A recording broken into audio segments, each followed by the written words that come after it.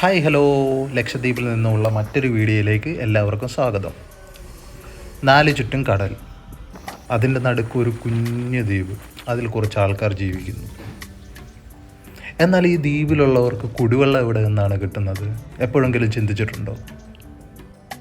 നമ്മുടെ തന്നെ കടലിൻ്റെ തീരദേശങ്ങളിലും കായലിൻ്റെ തീരങ്ങളിലും ഒക്കെ താമസിക്കുന്നവർക്ക് ഇത് പെട്ടെന്ന് മനസ്സിലാവും. കാരണം ഇവിടെ നമുക്ക് കൂടുതലും ലഭിക്കുന്നത് ഉപ്പുവെള്ളമായിരിക്കും. ഈ ഉപ്പുവെള്ളം നമുക്ക് കുടിക്കുവാനും മറ്റു സാധ്യമല്ല. അതിനുവേണ്ടി പലയിടങ്ങളിലും ആളുകൾ കൂടുതലും വാട്ടർ പ്യൂരിഫയറും മറ്റും യൂസ് ചെയ്യാറുണ്ട്.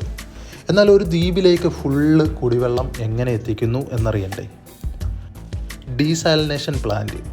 അതെ, ഡീസാലിനേഷൻ പ്രോസസ്സ് എന്ന് പറഞ്ഞാൽ കടൽ വെള്ളം അല്ലെങ്കിൽ ഉപ്പുവെള്ളം ശുദ്ധീകരിക്കുന്ന പ്രോസസ്സിനെയാണ് ഡീസാലിനേഷൻ പ്രോസസ്സ് എന്ന് പറയുന്നത്.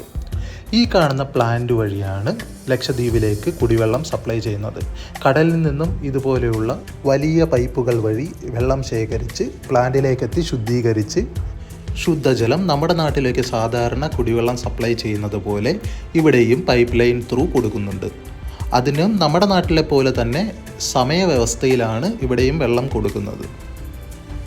എന്നാൽ ദ്വീപിൻ്റെ കുറച്ച് ഭാഗങ്ങളിലൊക്കെ കിണറുകളിൽ ശുദ്ധജലം കിട്ടുന്നുമുണ്ട് കേട്ടോ. അപ്പോൾ ഇന്നത്തെ ഈ കുഞ്ഞു വീഡിയോ ഇത്രയേ ഉള്ളൂ. വീഡിയോ ഇഷ്ടമായെങ്കിൽ ഒന്ന് ലൈക്ക് ചെയ്തിട്ട് കൂടുതൽ ഇതുപോലെയുള്ള വീഡിയോകൾക്കായി ചാനൽ ഒന്ന് സബ്സ്ക്രൈബ് ചെയ്തേക്ക് കേട്ടോ.